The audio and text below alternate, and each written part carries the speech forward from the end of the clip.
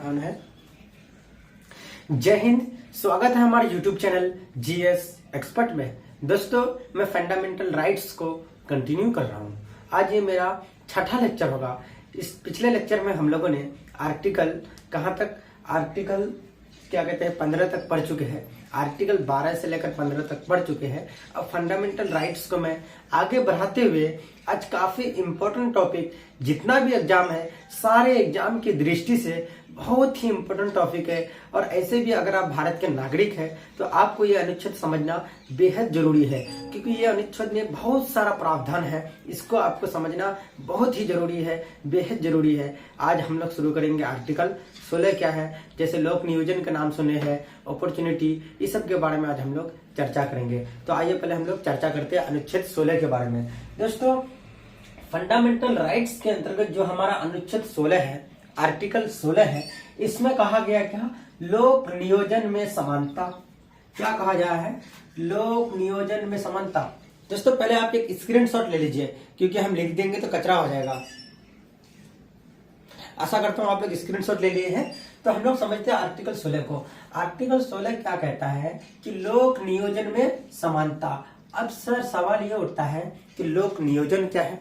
मेरे भाई, लोक नियोजन का मतलब होता है नौकरी, अपॉइंटमेंट, और क्या अपॉइंटमेंट होता है, अपॉइंटमेंट होता है और एम्प्लॉयमेंट होता है। लोक नियोजन का साधारण मतलब क्या होता है, नौकरी। ठीक है, तो क्या कहता है कि लोक नियोजन में समानता। अब जो लोक नियोजन होगा, नौकरी होगा, उसमें भी समानता दिखी जाएगी। उसमें भी आप धर्म के नाम पर, जाति के नाम पर, लिंग के नाम पर, जन्म स्थान के नाम पर इत्यादि इन सारी चीजों पर आप जो है लोक नियोजन में भेदभाव नहीं कर सकते हैं। राज्य इस चीज का आपको अनुमति देता है कि ये जो लोक नियोजन में जो समानता होगा, इस चीज में जो है जाति के आधार पर, धर्म के आधार पर, लिंग के आधार पर, जन्म स्थान के आधार पर इत्यादि इस सब पर जो है आप भेदभाव नहीं कर सकते हैं। किसी के साथ भी आप भेदभाव नहीं कर सकते, चाहे आप स्त्री है, पुरुष है, मेल है, फीमेल में जो भी है। मतलब आप, ये अनुच्छेद 16 सीधा कहता है कि लोक नियोजन, इसका मतलब ये होता है कि नौकरी में जिसके भी भागीदारी होगी उसमें आप किसी भी प्रकार का, किसी के भी आधार पर आप भेदभाव नहीं कर सकते हैं। आइए हम लोग और डिटेल से समझते हैं। इक्वालिटी इन पब्लिक एम्प्लॉयमेंट क्या कहता है कि इक्वालिटी इन पब्लिक एम्प्लॉयमेंट, लोक नियोजन में समानता, आर्टिकल 16। अब आर्टिकल 16 का क्लॉज 1 क्या कहता है, देखिए आर्टिकल 16 क्लॉज 1, राज्य के अधीन रोजगार में अवसर में समानता। अब ये राज्य जो होता है, स्टेट, इसका राज्य का मतलब यहाँ यूपी, बिहार, झारखंड नहीं समझना है आपको, स्टेट समझना होगा, जिसके पास सारी अथॉरिटीज हो, गवर्नमेंट अथॉरिटीज हो, वो राज्य के बारे में हम चर्चा कर रहे हैं, जो अनुच्छेद 12 में डिफाइंड है।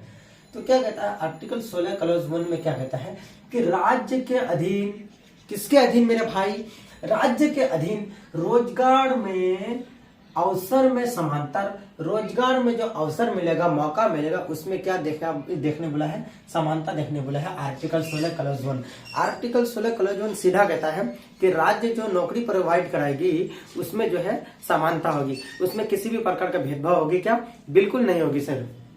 आइए अब हम लोग समझते हैं इसको आगे। अब ये जो स्टेट है, राज्य है, जिसके पास गवर्नमेंट अथॉरिटीज होती है, ये राज्य जो है नियुक्ति करेगा, अपॉइंटमेंट करेगा, नियोजन करेगा, एम्प्लॉयमेंट करेगा। तो इसमें जो राज्य के अंतर्गत, इसका मतलब राज्य के अंडर में, स्टेट के अंदर में, राज्य के अंदर में जो भी नियुक्ति होगी, नियोजन होगी, अपॉइंटमेंट होगी, एम्प्लॉयमेंट होगी, उसमें किसी भी प्रकार का भेदभाव होगी क्या, बिल्कुल नहीं होगी। इसका मतलब यह कहता है कि राज्य के अधीन में जितनी भी काम होगी, राज्य के अधीन में नौकरी, नियोजन इत्यादि काम अगर होगी, तो उसमें किसी भी प्रकार का आपको भेदभाव नहीं करना होगा। ये क्या कहता है, राज्य कहता है।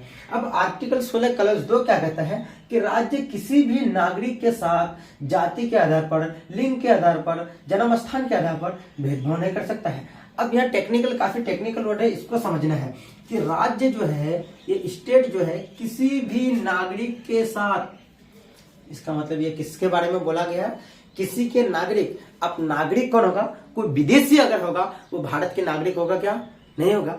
इसका मतलब यह अनुच्छेद जो है आर्टिकल 16, ये संपूर्ण रूप से, मतलब पूर्ण रूप से, संपूर्ण रूप से ये आर्टिकल केवल और केवल किसके लिए है मेरे भाई, भारतीयों के लिए है, इंडियंस के लिए है।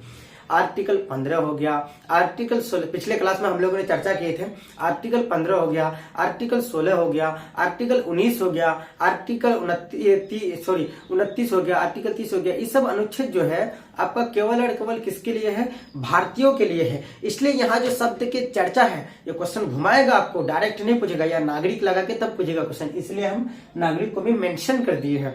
यह जो क्वेश्चन पूछेगा, यहाँ जो बात जो कही काफी टेक्निकल वर्ड है, इसको आपको ध्यान से समझना है, चिल माइंड से, बिल्कुल सही तरीके से, बिल्कुल ध्यान से सुनना है, क्योंकि काफी इंपॉर्टेंट है। आर्टिकल 16 क्लॉज 2 में यह कहता है कि राज्य किसी भी नागरिक के साथ, या किसके बारे में चर्चा है? नागरिक इस वजह से लिखा, या व्यक्ति भी लिख सकता था, लेकिन व्यक्ति नहीं लिखा क्योंकि ये अनुच्छेद जो है केवल और केवल भारतीयों के लिए। कोई पाकिस्तान से कोई अगर मुन्ना आ गया तो ये उसके लिए ये अनुच्छेद नहीं है, ये अनुच्छेद केवल और केवल भारतीय के लिए। भारतीय में अगर कोई सुरेश है तो ये अनुच्छेद वही सुरेश के लिए है। कोई अगर मोहन है, ये अनुच्छेद केवल और केवल मोहन के लिए है। कोई अगर बांग्लादेश से आ गया, कौन बांग्लादेश से आ गया? रहमान, ये अनुच्छेद रहमान के लिए नहीं है, ये अनुच्छेद केवल और केवल सुरेश के लिए है, क्योंकि ये भारत के लिए है अनुच्छेद 16।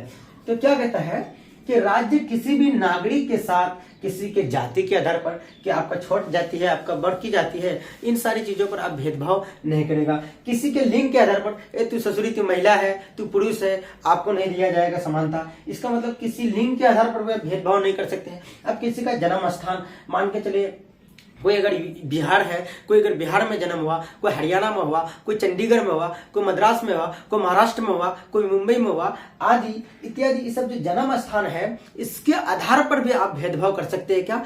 बिल्कुल नहीं कर सकते हैं। इसका मतलब ये कहता है कि आर्टिकल 16 क्लॉज 2 में सीधा आपको रोक लगाता है, जाति, लिंग, स्थान, इस सब के आधार पर आप किसी भी भारत के नागरिक के साथ भेदभाव नहीं कर सकते हैं। करना बिल्कुल दंडनीय अपराध है, यह अनुच्छेद 16 क्लॉज 2 कहता है।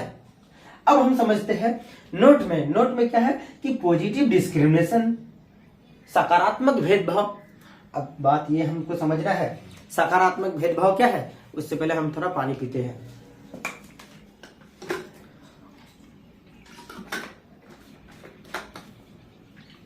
आइए कंटिन्यू करते हैं। देखिए क्या कहता है कि पॉजिटिव डिस्क्रिमिनेशन कर सकते हैं। आप बोले कि सर, एक तरफ आप बोल रहे हैं कि किसी के साथ भेदभाव नहीं कर सकते हैं, फिर दूसरी तरफ आप बोल रहे हैं क्या? पॉजिटिव डिस्क्रिमिनेशन कर सकते हैं। इसका मतलब एक हाथ से आप नागरिकता तो देते हैं, एक हाथ से आप अधिकार को देते हैं, दूसरे हाथ से फिर छीन लेते हैं। मेरे भाई, यही तो इस चीज को समझना है। इसी के बारे में तो आज हम लोग इतने डिटेल से समझेंगे इसको। क्यों? क्योंकि मौलिक अधिकार जो है आपको एक हाथ से प्रदान कर दी गई है, लेकिन दूसरे हाथ से आपसे छीन रहा है। ऐसा नहीं। आइए हम समझते हैं कि क्या कहता है कि नोट में, क्योंकि ये इंपॉर्टेंट है इसलिए, कि पॉजिटिव डिस्क्रिमिनेशन आप कर सकते हैं अनुच्छेद 16 क्लॉज 2 के तहत। अब पॉजिटिव डिस्क्रिमिनेशन क्या है? मान के चलिए पॉजिटिव डिस्क्रिमिनेशन के तहत होता है आरक्षण। अब आरक्षण क्या है? कोई अगर बड़े जाति का है, वो खूब अमीर है, ठीक है, खूब अमीर है। कोई अगर छोटा जाति का है, तो बड़े जाति को क्या कह रहा है सरकार कि आप खूब पैसा कमाओ, खूब कमाओ, खूब अमीर बनो, खूब आगे बढ़ो, खूब देश का नाम रोशन करो। लेकिन जो छोटा पड़ गया है, जो जाति छोटा पड़ गया है, हमारा यह कर्तव्य है कि उसको जो ना हमको ऊपर उठाना। जब ये आपके बराबर हो जाएगा, मान के चलिए बड़का जाति ये है और ये है छोटका जाति, तो सरकार का काम बड़का जाति को क्या बोल रहे हैं कि आप जो है ना खूब आगे बढ़ो। आप आगे बढ़ने से आपको हम बिल्कुल नहीं रोकते हैं। ये जो मेरा मार्कर वाला हाथ है, आप खुद आगे बढ़ो, ये सरकार इसको कहता है, आप खुद आगे बढ़ो, आपको हम किसी भी प्रकार से नहीं रोकेंगे, खुद धन दौलत कमाओ। लेकिन ये छोटका जो जाति है, जो छोटा पड़ गया है, इसको हम आरक्षण देके, क्या देके? आरक्षण देके इसको हम थोड़ा क्या करेंगे? ऊपर उठाएंगे। जब ऊपर उठते जब आपके बराबर हो जाएगा, तब हम इसका आरक्षण को छीन लेंगे। इसका मतलब ये कहता है कि पॉजिटिव रूप से आप जो है उसके साथ भेदभाव कर सकते हैं, उसको आगे बढ़ाने के पर्पज से, ना कि नीचे बढ़ाने के पर्पज से। यदि आप उसको पॉजिटिव डिस्क्रिमिनेशन करते हैं, उसको आगे बढ़ाते हैं, तो ये हमारे संविधान में आर्टिकल 16 क्लॉज 2 इसका प्रावधान करता है। किसी भी प्रकार से आपको रोक लगाएगा क्या? बिल्कुल नहीं रोक लगाएगा। इसका मतलब ये कहता है मेरे भाई, नोट में जो पॉजिटिव डिस्क्रिमिनेशन है, कोई बड़ा हो गया है, बड़ा जाति है, उसको खूब अमीर है, वो रुपया पैसा, धन दौलत, नौकरी उकरी, सब में उसको समानता है, सब में उसको आगे बढ़ने का आजादी, सब पूरा बड़ा हो गया। लेकिन जो नीचे जाति है, जो सरकार की नजर में जो नीचे पड़ गया है, तो सरकार का क्या कर्तव्य बनता है कि जो बड़ा है उसी के और आगे बढ़ाए। ऐसा नहीं है। जो छोटा है उसका ये कर्तव्य बनता है सरकार का कि छोटा को भी बड़ा की सरणी में धीरे धीरे आगे बढ़ाए, क्योंकि जब हमारा देश इक्वालिटी हो गया, जब हमारे देश इक्वालिटी होगा, बराबर होगा, सब बराबर होगा, तो हमारे देश की जो है संप्रभुता आज भी मजबूत होगी। होगा कि नहीं? इसका मतलब देखते हैं आप गांव में इसका एग्जांपल ऐसे समझते हैं। गांव में कोई बड़का जाति, कोई बड़ा आदमी हो जाता है तो छोटा को जल्दी वैल्यू देता है क्या? नहीं देता है। इसलिए छोटा के लिए एपीएल बनता है, बीपीएल बनता है, बिलो पॉवर्टी लाइन, ये सब बन के तो बड़ी जाति की क्या करता है? समान करता है, इक्वल करता है। सरकार का ये क्या है? एक कर्तव्य है कि उसको बड़ा करने का। इसी का मतलब ये हुआ आर्टिकल 16 क्लॉज। तो किसी भी राज्य के साथ तो आप भेदभाव नहीं कर सकते इस सारे आधारों पर, जाति, लिंग, स्थान के आधारों पर, लेकिन पॉजिटिव डिस्क्रिमिनेशन करते, सकारात्मक भेदभाव कर सकते हैं। आरक्षण देके हम किसी को आगे बढ़ाएंगे। जैसे मान के चले आरक्षण ऐसे समझना है मेरे भाई आपको, मान के चले ये कोई है और ये है, ये है। अब ये जो है हमारा ये महाराज जो है, ये इन दोनों से तो ये बड़ा हो गया। तो अब सरकार का क्या काम होगा कि सरकार इन दोनों को जो है पकड़ पकड़ के थोड़ा ऊपर खींचेगा, इन दोनों को कुछ आरक्षण देगा सरकार। मान के चलिए कोई किसी माने इसका अगर कोई नौकरी में कितना 60% में अगर सिलेक्शन होता है तो इन दोनों का जो है, इन दोनों का कितना 50% में ही सिलेक्शन होगा। 10% इसको क्या दिया गया? आरक्षण दिया गया कि ले भाई तू काहे पिछड़ेगा, तू भी आगे बढ़, तू भी आगे बढ़, तू भी आगे बढ़। तो इन दोनों को सरकार क्या करेगा? आरक्षण देगा। आरक्षण देने का काम करेगा स्टेट करेगा, सरकार करेगा। आरक्षण देके इन दोनों को बराबर करेगा। जब बराबर होते होते इसके बराबर हो जाएगा तब इसका आरक्षण को बंद कर देगा। अब आरक्षण बहुत लोग बोलते हैं कि आरक्षण असंवैधानिक है। तो मेरे भाई आरक्षण असंवैधानिक नहीं है, क्योंकि जब बाबा साहेब भीमराव अम्बेडकर साहब और डॉक्टर राजेंद्र साहब बैठ के काफी इन सारी चीजों पर चर्चा हुआ, तब आरक्षण के बारे में चर्चा हुआ और आरक्षण हमारे संविधान में है। तो आशा करता हूं आप इसको अच्छे तरीके से समझ गए होंगे। समझे कि नहीं मेरे भाई? आशा करता हूं आप इन सारी चीजों को अच्छी तरह से समझ गए होंगे। अब आर्टिकल जो 16 है इसका कुछ न कुछ अपवाद है। जैसे हम 15 में भी अपवाद, 14 में अपवाद पढ़े हैं, अब इसमें भी कुछ न कुछ क्या है? अपवाद है, एक्सेप्शन है। अब क्या है अपवाद? अब हम आपको ये समझना है अपवाद के आर्टिकल 16 क्लॉज 3 क्या कहता है। तो मेरा आवाज सुख रहा है।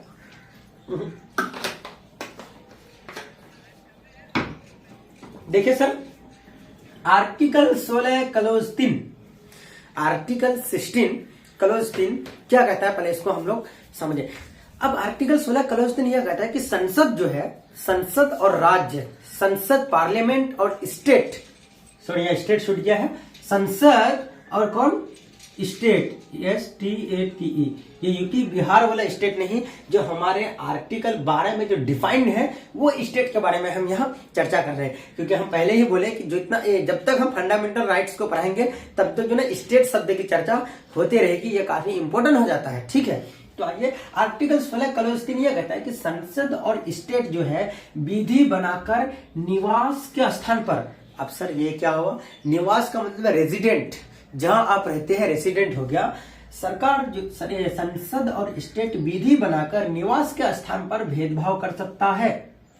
सर एक तरफ आप बोल रहे हैं कि भेदभाव नहीं कर सकते हैं, फिर दूसरी तरफ आप बोल रहे हैं कि भेदभाव कर सकता है।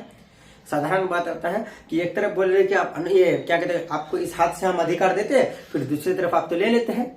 इसका मतलब ये होगा ना कि हम वफा करके भी तनहा रह गए, हम वफा करके भी तनहा रह गए, बेवफा से दिल लगा के रो पड़े। इसका मतलब यह हुआ मेरे भाई कि आर्टिकल 16 क्लॉज 3 संसद और स्टेट एक विधि बनाएगा। उस विधि बनाएगा किसके पर्पज से? निवास के स्थान के पर्पज से वो विधि बनाएगा, और वो विधि बनाकर सरकार जो है संसद और स्टेट भेदभाव कर सकता है। अब क्या कर सकता है इसको हम लोग ऐसे एक उदाहरण के तौर पर समझते हैं। अब हिमाचल प्रदेश जो है, हमारे हिमाचल प्रदेश जो ऊपर में है उत्तराखंड के बगल में, हिमाचल प्रदेश, HP, मणिपुर, त्रिपुरा, आंध्र प्रदेश, इन सारी राज्य जो है, इन सारे राज्यों में जो है ये भेदभाव करता है। भेदभाव करता है इस तरीके से कि हिमाचल प्रदेश में अगर कोई पुलिस की वैकेंसी निकालेगी तो केवल और केवल हिमाचल प्रदेश के जो निवासी है, हिमाचल प्रदेश में कोई अगर पुलिस की वैकेंसी आई तो हिमाचल प्रदेश में जितने भी वहां के निवासी है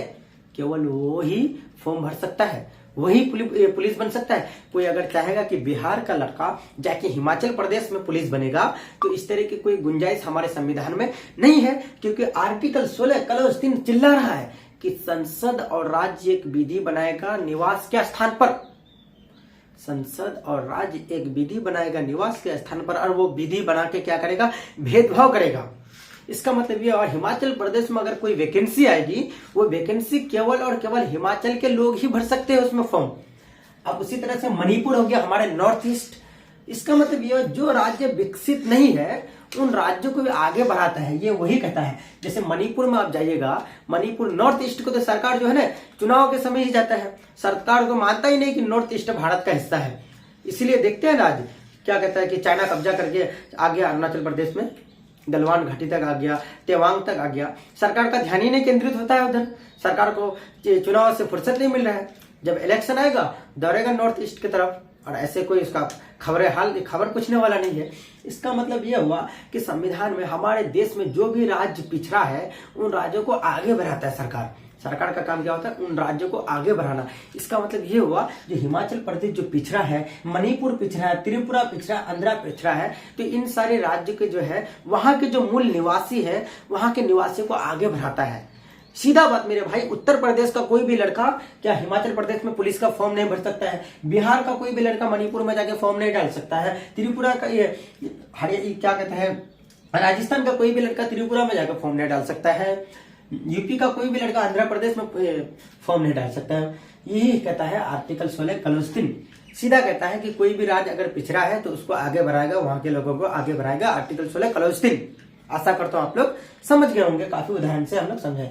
अब आर्टिकल 371, ये काफी आप चर्चित आर्टिकल है, आप भली भांति समझ गए होंगे।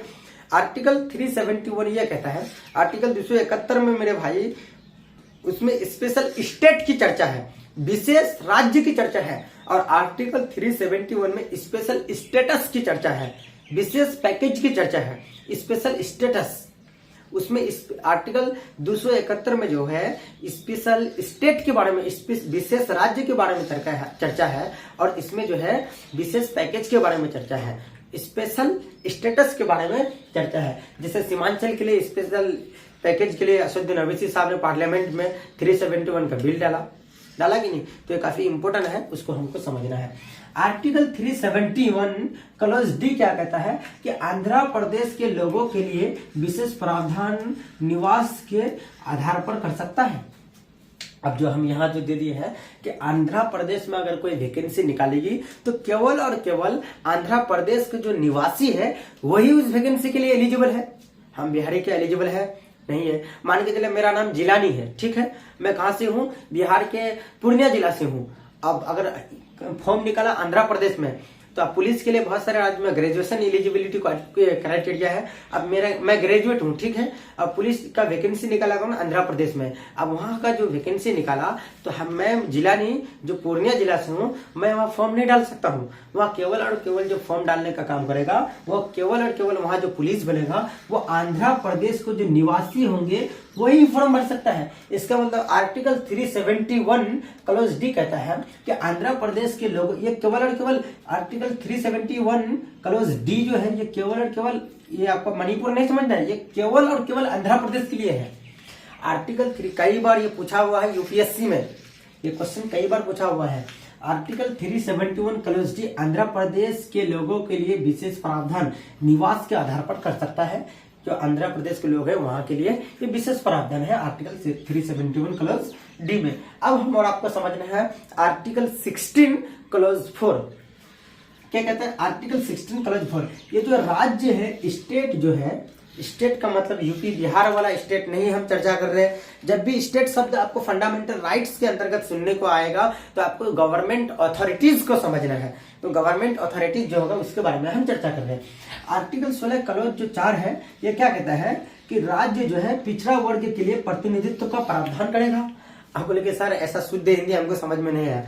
मेरा भाई ऐसा समझना है, ठीक है, कोई भी पिछड़ा जाति है, ठीक है, उस जाति का अगर सफिशिएंट अगर रिप्रेजेंटेशन नहीं है, मान के चलिए कोई दलित जाति है, ठीक है, हिंदू धर्म के अंतर्गत कौन जाति, दलित जाति आता है, तो उस दलित जाति का जो है सरकारी नौकरी में सफिशिएंट जितना होना चाहिए उतना उसकी भागीदारी नहीं है, तो स्टेट उसके लिए एक आयोग का गठन करेगा। स्टेट उसके लिए कमीशन का गठन करेगा और उस कमीशन में केवल और केवल जो है वो पिछड़ा जाति ही बैठ सकता है, उसके अंतर्गत केवल और केवल पिछड़ा जाति ही आएगा। इसका मतलब आर्टिकल 16 क्लॉज 4 ये कहता है कोई भी अगर पिछड़ा है, कोई भी मतलब कोई भी जाति अगर बिहार हो, भारत हो, पूरे भारत के अंदर कोई भी जाति अगर पिछड़ा हो मेरे भाई, तो उसके लिए एक आयोग, एक कमीशन का गठन करेगा और उस कमीशन में जो है उस जाति के सफिशिएंट जो रिप्रेजेंटेशन होना चाहिए वो सफिशिएंट रिप्रेजेंटेशन उसको मुहैया कराएगा, प्रोवाइड कराएगा। ये क्या कहता है? आर्टिकल 16 क्लॉज 4 कहता है। ये समझना है। आर्टिकल 16 क्लॉज 4 राज्य जो स्टेट जो होता है वो पिछड़ा वर्ग के लिए, किसके लिए मेरे भाई? पिछड़ा वर्ग के लिए एक प्रतिनिधित्व का प्रावधान करेगा, एक सफिशिएंट रिप्रेजेंटेशन का क्या करेगा? प्रावधान करेगा, प्रोविजंस करेगा। क्या करेगा? प्रोविजंस करेगा। आर्टिकल 16 क्लॉज 4 में ये कहा गया है कोई जाति अगर पिछड़ा होगा, उसका अगर पर्याप्त मान के चले प्रतिनिधित्व नहीं है तो उसके लिए एक पिछड़ा आयोग का गठन करेगा। ठीक है, उसके लिए एक आयोग का गठन करेगा, उसमें प्रतिनिधित्व का जो है प्रावधान है उसको कुछ विशेष आरक्षण देके उसको बराबर करेगा। आशा करते हैं काफी अच्छे से समझ गए होंगे। अब हम लोग समझते हैं आर्टिकल 17। ये काफी इंपॉर्टेंट आर्टिकल है। ये सबको आर्टिकल 17 को जो है समझने से अपने आसपास से, ये जो है ना अपने आसपास के उदाहरण से हम आपको समझा रहे। जो आपके पास है सब, जो आपके पास है पहले आप लोग बैठ के पहले डिस्कस कीजिए। थोड़ा हम पानी पीते हैं। बहुत ही इंपॉर्टेंट आर्टिकल है, बिल्कुल इसको आसानी से हम लोग समझेंगे कोविड का उदाहरण देके।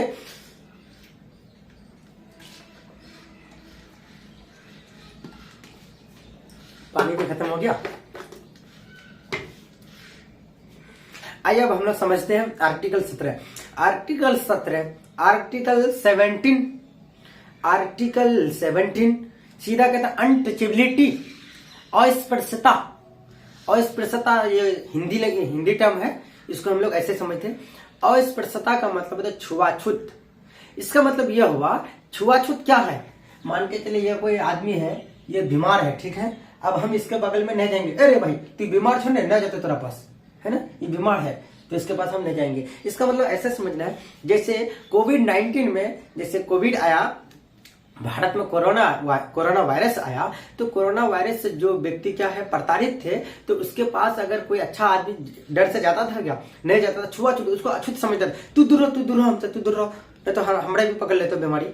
तो ऐसा करता था कि नहीं? ये क्या हो गया? छुआछूत हो गया। मान के चले कोई अगर बीमारी रोगी संक्रमित व्यक्ति है, कोई अगर अच्छा व्यक्ति है, तो अच्छा व्यक्ति उस व्यक्ति के पास जो है नहीं जाता था। ये प्रावधान केवल और केवल स्वास्थ्य से संबंधित अगर होंगे, बीमारी से संबंधित होंगे, तो ऐसा तो आप कर सकते हैं। लेकिन अब अगर जानबूझ के आप करते हैं कि तू गरीब है, तू छोटका जाति का है, तू महिला है, तू हिंदू है, तू दलित है, तू हरिजन है, तू चमार है, हम तोरा पास न जतो।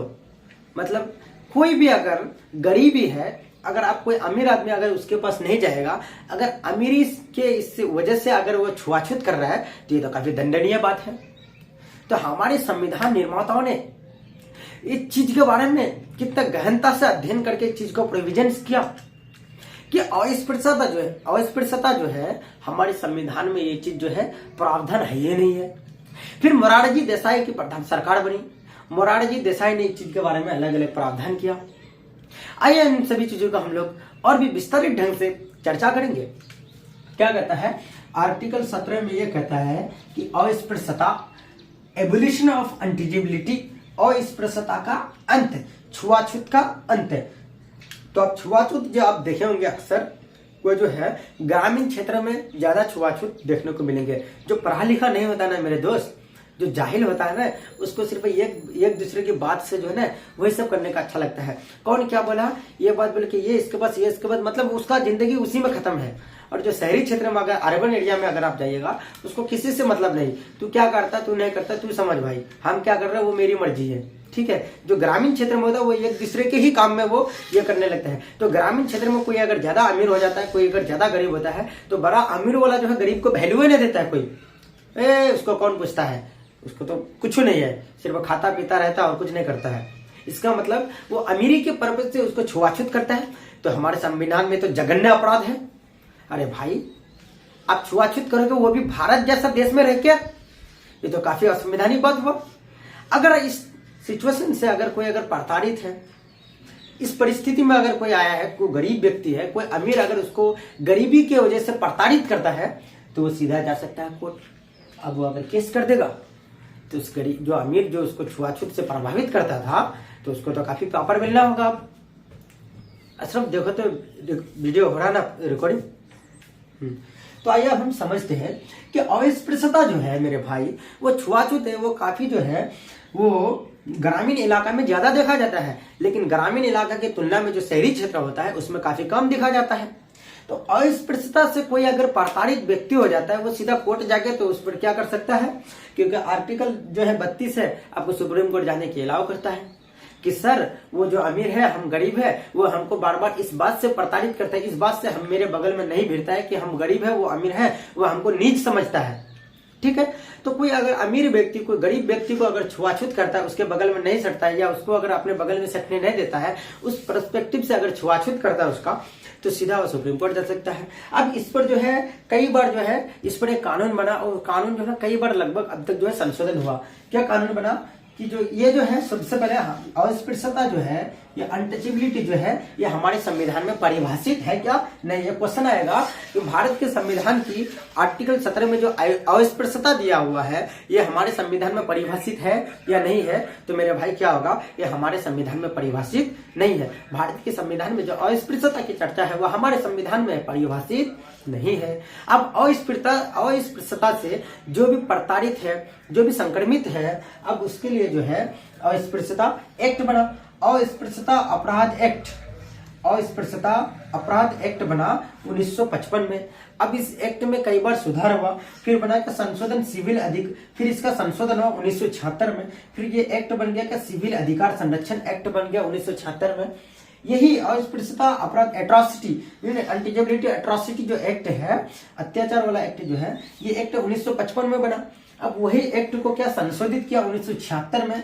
1976 में एक बार 1965 में भी संशोधन हुआ था, उसके बाद फिर 1976 में संशोधन करके उसको सिविल अधिकार संरक्षण बना दिया कि सबके लिए जो है सबको क्या करेगा, संरक्षण देगा। अब फिर इसी को फिर संशोधन किया, संशोधन करके SC/ST एट्रॉसिटी एक्ट बना गया 1989। SC/ST अत्याचार अधिनियम 1989 में ये संशोधन हुआ। अब ये संशोधन एक बार ये संशोधन हुआ, फिर उसके बाद जो है संशोधन हुआ 2018 में, और 18 और 19 में संशोधन करके फाइनली इस चीज का व्यवस्था किया गया कि जो भी छुआछूत करेगा मिनिमम उसको जो है 2 वर्ष की सजा सुनाई देगी। अब जो है ये 2 वर्ष की सजा सुना देगी। अब पहले इस अधिनियम में यह प्रावधान था जो भी छुआछूत से जो प्रभावित थे उसको तो कहीं भी बेल भी नहीं दिया जाता था। पहले इस अधिनियम में यह प्रावधान था, उसको बेल नहीं होता था उसका। लेकिन क्या होता है कि SC/ST एट्रॉसिटी एक्ट जो है 1989 उसको संशोधित किया 2018 और 19 में। अब जो उसका प्रावधान किया है 2 वर्ष की मिनिमम सजा होगा जो SC/ST से क्या प्रताड़ित होंगे, जो SC/ST एक्ट के अंतर्गत आएंगे। अभी काफी खतरनाक एक्ट है, इसलिए मेरे भाई हमारे समाज की सौहार्द को आप बना के रखिए। हमारे समाज की जो भाईचारा है, इत्तेफाक है, इसको आप बिल्कुल डाइवर्सिटी जो है बिल्कुल इसको आप बना के रखिए। अच्छा से सबसे अच्छा से पेश आए। वो गरीब है उसको जो बिल्कुल अच्छा से पेश आए। अब अमीर कौन किस बात का है मेरे भाई, अगर अमीर वो होता है जो अपने बगल के जो गरीब है उसको गरीबी का एहसास न होने देता है, वो होता है असली अमीर। अगर आप अमीर है दूसरों को अगर आप सताते तो आप किस बात के अमीर है, आप किस बात के गरीब गुरूर करते हो।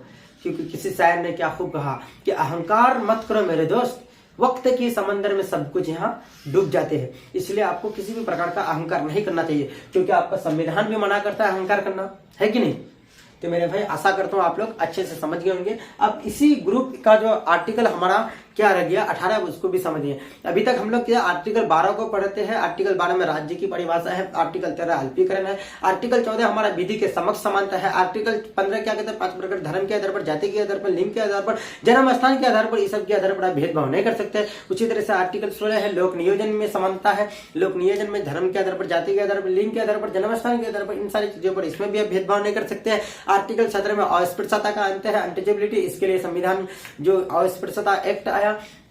क्या 1955 में एक्ट आया, फिर उस एक्ट को संशोधन किया 1965 में संशोधन किया, फिर उसके बाद सिविल एक्ट बन गया कब 1976 में बन गया, फिर उसको संशोधन किया, फिर SC/ST एक्ट 1989 में बना, फिर संशोधन हुआ, फिर 2018 और 19 में एक्ट बन गया। उस एक्ट में यह प्रावधान किया जो इस कानून के अंतर्गत प्रभावित होगा उसको मिनिमम 2 साल की क्या होगी सजा होगी। मैं आशा करता हूं कि इन सारी चीजों को आप अच्छी तरह से समझ गए होंगे। अब आर्टिकल जो हमारे पास एक आखिरी जो आर्टिकल है हमारा वो बच गया आर्टिकल 18, उसको भी हम लोग समझ लेते हैं, उसको भी हम लोग समझते हैं। तो अब हम लोग आर्टिकल सबसे पहले 18 को भी समझ लेते हैं। आर्टिकल 18 में बेसिकली कहा गया क्या, उपाधियों का अंत हमारे देश में जो भी होगा उपाधि नहीं होगा, उपाधियों का क्या होगा अंत होगा। अब कोई भी उपाधि नहीं रख सकता है। पहले के जमाने में क्या राय बहादुर राज दुर्लभाचार्य होता था कि नहीं, ऐसा होता था ना। तो अब हमारे संविधान में जो है उपाधियों का क्या होगा अंत हो गया। लेकिन कुछ कंडीशन में उपाधि आप रख सकते हैं। जैसे आपको क्या कंडीशन है, कोई अगर नेशनल अवार्ड अगर मिल जाए आपको, कोई नेशनल अगर अवार्ड मिलता है, कोई नेशनल अवार्ड में आप उपाधि को क्या कर सकते हैं रख सकते हैं। नेशनल अवार्ड मिल गया, लेकिन उसके लिए भी एक कंडीशन है। क्या कंडीशन है कि उस उपाधि को आप जो है सर नेम की तरह आप इस्तेमाल नहीं कर सकते हैं। क्या सर नेम की तरह स्पेशल इस्तेमाल नहीं कर सकते। मान के चलो किसी को अगर भारत रत्न मिल गया तो आप ये नहीं लिख सकता है, जैसे हमको सपोज डेट एक सेकंड के लिए मान के चले हमको भारत रत्न से नवाजा, ये क्या हो गया नेशनल अवार्ड हो गया। तो भारत रत्न से अगर हमको नवाजेगा सरकार राष्ट्रपति, तो हम ये नहीं लिख सकता है कि भारत रत्न जिलानी, हम ऐसे बिल्कुल नहीं लिख सकते हैं जिलानी भारत रत्न, जिलानी भारत रत्न। पहले आपको नाम लिखना है, उसके बाद जो अवार्ड मिला है उसको लिखना है। पहले आपको नहीं सर नेम की तरह आप उस अवार्ड को आप यूज नहीं कर सकते हैं। लेकिन कुछ ये भी प्रावधान है इसका, अगर वो एजुकेशन के मामला हो गया, क्या EQCA, अब एजुकेशन हो गया एंड रैंक हो गया, आपका एजुकेशन और रैंक हो गया, इस आधार पर जो है आप उपाधि को रख सकते हैं। एजुकेशन अब रैंक क्या हो गया, अब सर एजुकेशन और रैंक क्या हो गया। जैसे आप PhD करते हैं, क्या करते हैं PhD, आप PhD करते हैं तो आपके नाम के आगे डॉक्टर लिखा हुआ रहता है। आप MBBS करते हैं तो वहां भी आप डॉक्टर लिख सकते हैं, डॉक्टर जिलानी हो गया। आप इंजीनियर बनते हैं तो इंजीनियर जिलानी लिख सकते हैं, पहले जिलानी बाद में इंजीनियर, ऐसा भी नहीं लिख सकते हैं। क्योंकि आप एजुकेशन हो गया रैंक हो गया, इन सारी चीजों पर जो है आप नाम के आगे वो सरनेम के रूप में लिख सकते हैं। जैसे मान के चलिए कोई इंजीनियर बना तो इंजीनियर मोहम्मद अकरम लिख सकते हैं, इंजीनियर मोहम्मद सादिक लिख सकते हैं। इन सारी चीज को आप लिख सकते हैं क्योंकि जो एजुकेशन है, जैसे रैंक हो गया है ना, ब्रिगेडियर उस्मानी, इन सारी चीज लिखते हैं ना। कोई अगर ब्रिगेडियर है, कोई मेजर है, मेजर कर्नल, फल्ला नेटिव 34 नेटिव इन्फेंट्री की बटाली, ये मंगल पांडे 34 नेटिव इन्फेंट्री थे ना। उसी तरह से आप एजुकेशन रैंक में भी लिख सकते हैं। लेकिन ये आप नेशनल जो आपको अवार्ड देगा उसमें आप जो है सर नेम की तरह आप इस्तेमाल नहीं कर सकते। किसी को अगर पद्म भूषण मिल गया तो आप पद्म भूषण मोहम्मद रहीम नहीं लिख सकता है वो, ठीक है। ऐसा क्या प्रावधान है, नहीं है। तो ये जो है उपाधियों का अंत, ये मेनली किसके बारे में चर्चा है, उपाधियों का अंत। इसका मतलब ये कोई राजा नहीं लिख सकता है, रॉय नहीं लिख सकता है, क्या रॉय की चर्चा नहीं है, महाराज की चर्चा नहीं है, महाराज आदि उपाधि नहीं रख सकता है। ये संविधान में क्या है, बिल्कुल मना है। आर्टिकल 18 क्या कहता है, उपाधियों का क्या मेरे भाई अंत। मैं आशा करता हूं आप लोग बेहतरीन ढंग से ग्रुप फर्स्ट को अच्छे से पढ़ चुके हैं, अच्छे से खत्म कर चुके हैं। वीडियो को जहां भी समझ में नहीं आया मेरे, जो भी कॉम्प्लिकेटेड टॉपिक आपको लगा उसको थोड़ा बैक करके आप देख लीजिए। मैं आशा करता हूं बिल्कुल अच्छे से आप समझ गए होंगे। मेरे भाई काफी मेहनत लगता है हम लोग को भी, तो आप लोग देखते हैं वीडियो को लाइक नहीं करते मेरे भाई। इतना हम कोई रद्दी कंटेंट नहीं पढ़ाते मेरे दोस्त। आप यहाँ से हमारे क्लास कीजिए, आप किसी भी प्रकार के जो है कोई प्रश्न लगाइए। लुकिया हम आपको प्रूफ की जरूरत बुक भी दिखा देता हूँ।